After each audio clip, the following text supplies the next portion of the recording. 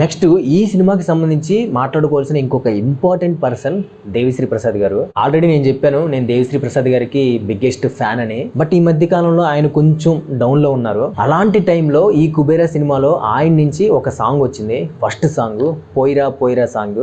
ఆ సాంగ్ విన్న తర్వాత ఇదేంట్రా ఎలా ఉంది సాంగ్, మళ్ళీ డిసప్పాయింట్ చేస్తారేమో అనుకున్నాను.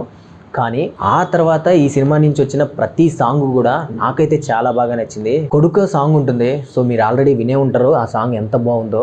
థియేటర్లో ఆ సాంగ్ అయితే విజువల్స్తో పాటు చూస్తుంటే ఇంకా బాగుంది. ఎందుకంటే ఆ సాంగ్లో ఒక నలుగురు యొక్క జీవితాలు వాళ్ళు బిచ్చగాళ్ళుగా ఎలా మారారు అనేది ఆ సాంగ్లో చెప్పేశారు శేఖర్ కమ్లా గారు. నెక్స్ట్ పోయిరా పోయిరా సాంగ్ గురించి మాట్లాడుకోవాలి. ఆ సాంగ్ వచ్చినప్పుడైతే చాలా ట్రోల్ కూడా అయిందనుకుంటా. పెద్దగా ఎవరికి కూడా ఆ సాంగ్ నచ్చలేదు. కానీ మీరు థియేటర్లో ఈ సినిమా చూస్తున్నప్పుడు ఆ సాంగ్ సినిమా లాస్ట్లో వస్తుంది, అక్కడ మాత్రం మీకు మామూలుగా అనిపించదు. ఆ సాంగ్ పిక్చరైజేషన్ కానివ్వండి, ఆ సాంగ్ వచ్చిన సిచ్యువేషన్ కానివ్వండి, సో వీటన్నింటికి మీరు చాలా బాగా కనెక్ట్ అవుతారు.